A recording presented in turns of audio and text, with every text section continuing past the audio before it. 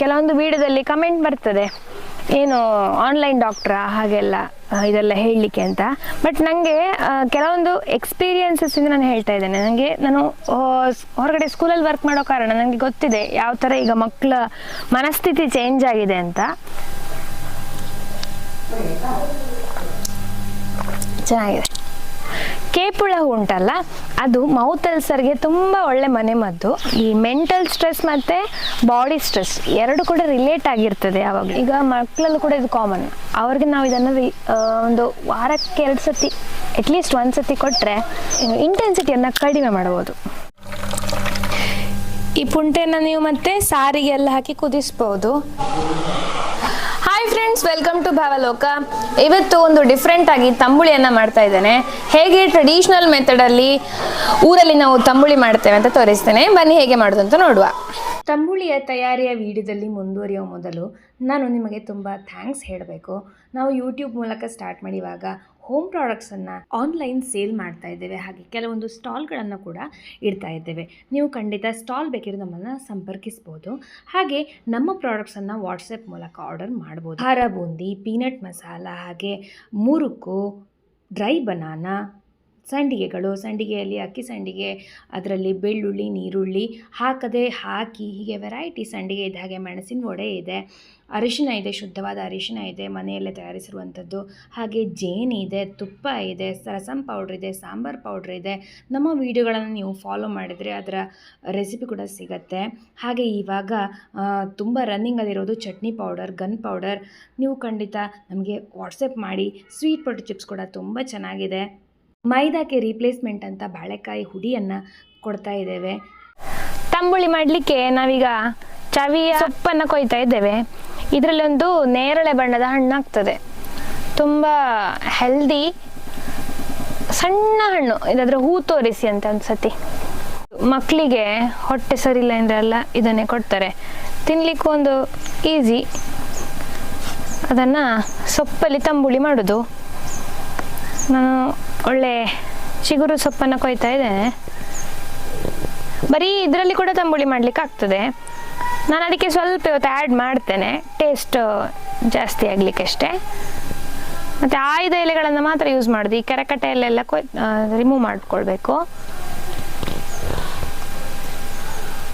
ಮತ್ತು ಸ್ವಲ್ಪ ಒಂದೇ ಲಗ ಹಾಕಬೇಕು. ಒಂದೇ ಲಗ ತುಂಬ ಒಳ್ಳೆಯದು.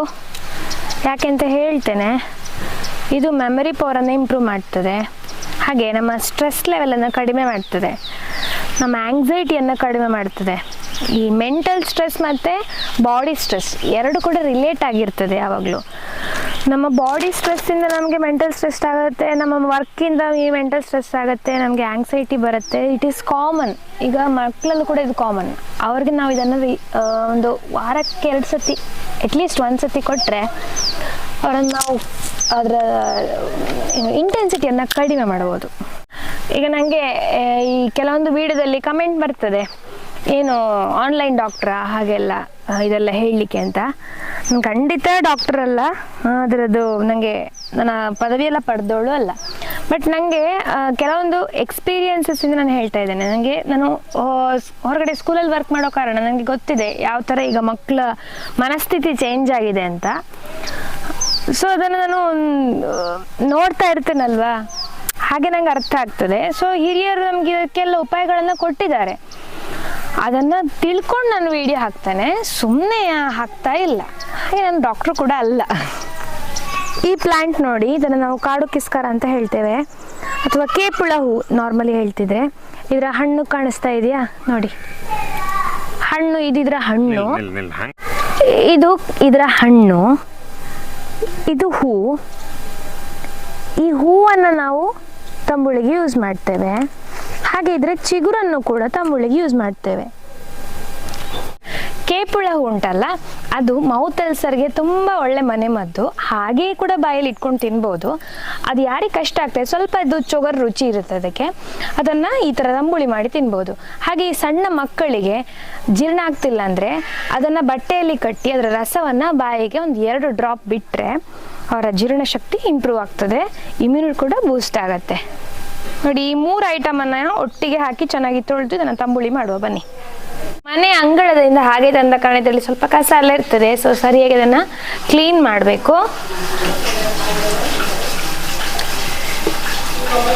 ಇನ್ನು ಏನೆಲ್ಲ ಎಲೆ ನಿಮಗೆ ಪರಿಸರದಲ್ಲಿ ಸಿಗ್ತದೆ ಅಂದರೆ ಸರಿಯಾದ್ದು ಎಲೆ ಅಂದರೆ ಹಾಗಲ್ಲ, ತಂಬುಳಿಗೆ ಉಪಯೋಗವಾದಂಥದ್ದು.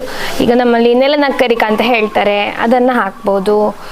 ಮತ್ತು ಕೊತ್ತಂಬರಿ ಸೊಪ್ಪು ಸ್ವಲ್ಪ ಹಾಕ್ಬೋದು, ಕರಿಬೇವಿನ ಸೊಪ್ಪು ಹಾಕ್ಬೋದು. ಅದೆಲ್ಲ ಹಾಕಿ ಒಟ್ಟಿಗೆ ಕಡಿದ್ರೆ ಆಯಿತು.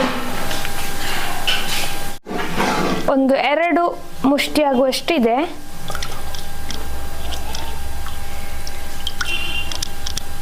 ಇದಕ್ಕೆ ತೆಂಗಿನಕಾಯಿಯನ್ನು ಸೇರಿಸಬೇಕು.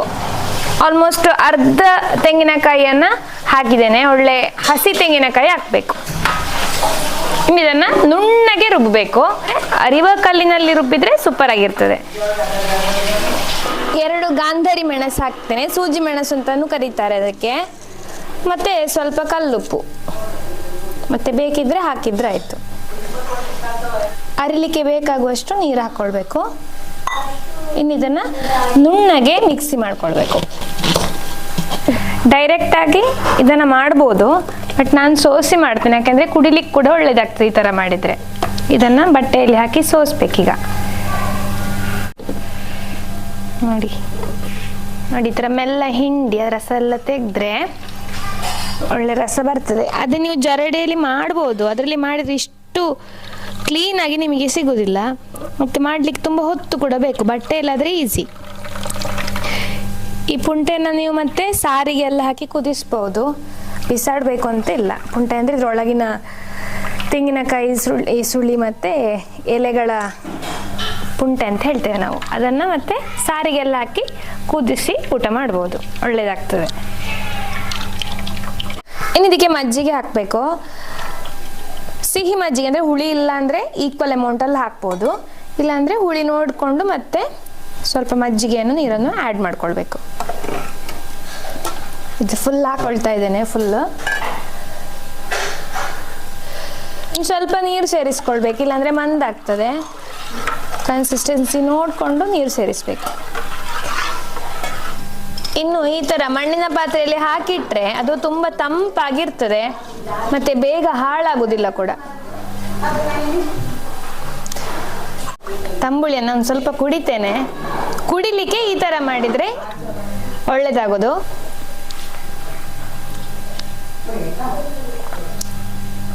ಚೆನ್ನಾಗಿದೆ. ನೀವು ಕೂಡ ಟ್ರೈ ಮಾಡಿ, ಹೇಗಾಗ್ತದೆ ಅಂತ ಕಮೆಂಟ್ ಮೂಲಕ ತಿಳಿಸಿ. Thank you so much for watching this video.